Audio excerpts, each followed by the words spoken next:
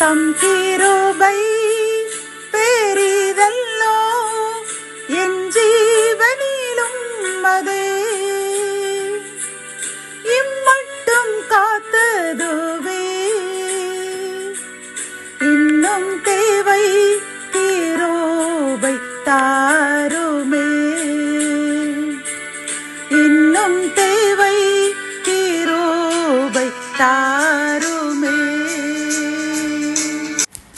ஆண்டவரும் அருமை இரட்சகருமாகிய இயேசு கிறிஸ்துவின் ஈடு இணையற்ற நாமத்தில் சேனைகளின் கர்த்தர் ஊழியத்தின் மூலம் 15/8/2025 இந்த நாள் உங்களுக்கும் உங்கள் சந்ததிகளுக்கும் ஆசீர்வாதத்தின் நாளாக அமையப் போகிறது என்று மனதார வாழ்த்துகின்றேன்.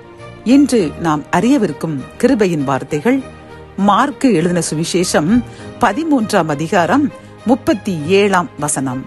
நான் உங்களுக்கு சொல்லுகிறதை எல்லாருக்கும் சொல்லுகிறேன், விழித்திருங்கள் என்றார். கத்தோலிக்க வேதாகமம் இவ்வாறு கூறுகின்றது, நான் உங்களுக்கு சொல்வதை எல்லாருக்குமே சொல்கிறேன், விழிப்பாயிருங்கள் என்கின்றது.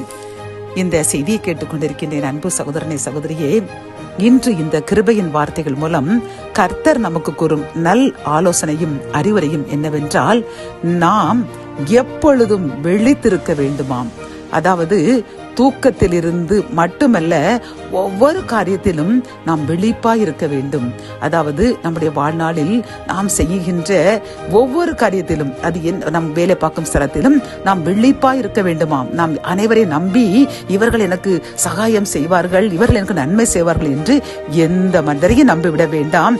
அனைவருமே அவர்கள் நாம் அழிய வேண்டும் என்றுதான் காத்திருப்பார்களே ஒழிய, அவர்களை நம்பி நீங்கள் உங்கள் காரியத்தை, உங்களுடைய ஆசீர்வாதத்தை இழந்து விடாதீர்கள், அவர்களிடம் விழிப்பாயிருங்கள் என்று கூறுகின்றார். இதே போன்று உலகத்தில் ஒவ்வொரு காரியத்திலிருந்து அப்படிதான், யாரையுமே நம்பக்கூடாது பிரியமானவர்களை.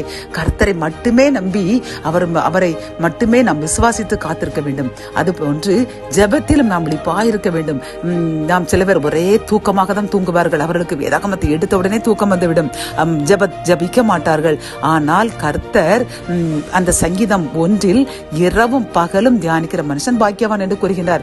இரவும் பகலும் நாம் விழிப்பாயிருந்து இறைவனை துதிக்க வேண்டும், பாட வேண்டும், அவருக்கு நன்றி கூற வேண்டும். உலகத்தில் உள்ள மக்கள் அனைவரும் தூங்கிக் கொண்டிருக்கின்ற அந்த அதிகாலை வேளையில் நாம் விழித்து அவரை நோக்கி நாம் விண்ணப்பம் பண்ணினோம் என்றால் கர்த்தர் நிச்சயமாக நம் விண்ணப்பத்திற்கு பதில் தருவேன் என்று வாக்கு கொடுக்கின்றார். ஆகவே நாம் ஒவ்வொரு காரியத்திலும், உலக பிரகாரமான காரியத்திலும் விழிப்பாய் இருக்க வேண்டும் என்று கூறுகின்றார்.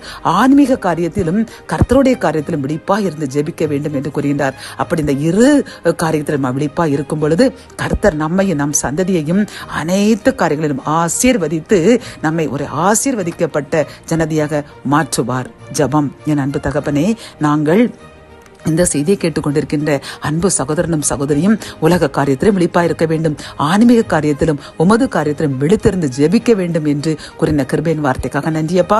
இதை கேட்டுக்கொண்டிருக்கின்ற நாங்கள் உலக காரியத்திலும் விழிப்பாய் இருப்போம், உமது காரியத்திலும் விழித்திருந்து ஜெபிப்போம் என்று யார் யாரெல்லாம் தீர்மானம் செய்கின்றார்களோ எங்களுக்காக ஜெபிக்கின்றோம். ஆசீர்வதியுங்க, உமது வாக்குத்தத்தை அனைத்தையும் நிறைவேற்றுங்க. மீட்பர் இயேசுவின் மூலம் ஜெபம் கேளும் நல்ல தகப்பனே, ஆமேன்.